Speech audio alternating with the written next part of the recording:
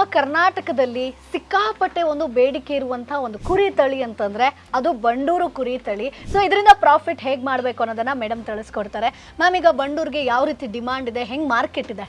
Ma'am, ಬಂಡೂರ್ಗೆ ಅಂದರೆ ಅದು branded ಥರ. ಹೌದು. ಅದಕ್ಕೆ ಎಲ್ಲ ಕಡೆ ಅದು ಮೀಟ್ ಪರ್ಪಸ್ ಅಂತ ವರ್ಲ್ಡ್ ವೈಡ್ ಫೇಮಸ್ ಇದೆ, GI ಟ್ಯಾಗ್ ಕೂಡ ಇದೆ. ಸೊ ಹಾಗಾಗಿ ಇದ್ರ ಮಟನ್ ಟೇಸ್ಟಿಗೋಸ್ಕರ ಇದಕ್ಕೆ ಡಿಮ್ಯಾಂಡ್ ಇದೆ.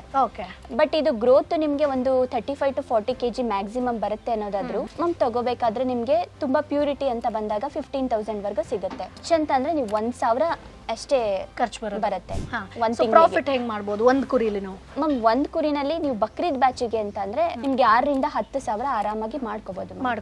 ಪ್ಯೂರ್ ನಾವು ಹೆಂಗ್ ಸೆಲೆಕ್ಟ್ ಮಾಡೋದು ಇದನ್ನ? ಮ್ಯಾಮ್, ಪ್ಯೂರ್ ಅಂತ ಅಂದ್ರೆ ಅದ್ರದ್ದು ಫ್ರಂಟ್ ಸೈಡ್ ಅಲ್ಲಿ ತುಂಬಾ ಅಗಲ ಬರುತ್ತೆ, ಮತ್ತೆ ಕಾಲು ಅಷ್ಟೇನೆ, ಅದು ಬೇರೆ ತರ ಬರಲ್ಲ. ಅದು ನಾವು ಕಾಲಲ್ಲಿ ಮತ್ತೆ ಕಾಲಲ್ಲಿರೋ ಹೇರ್ಸ್ ನಲ್ಲಿ ಮತ್ತೆ ಇದು ಎಷ್ಟು ಕುಳ್ಳ ಬರುತ್ತೆ ನೋಡಿ, ಅಷ್ಟು ಪ್ಯೂರಿಟಿ ಇರುತ್ತೆ. ರೋಗ ಅಂತ ಬರೋದಿಲ್ಲ ಮ್ಯಾಮ್, ಇದರಲ್ಲಿ ಫ್ಯಾಟ್ ಜಾಸ್ತಿ ಇರುತ್ತೆ.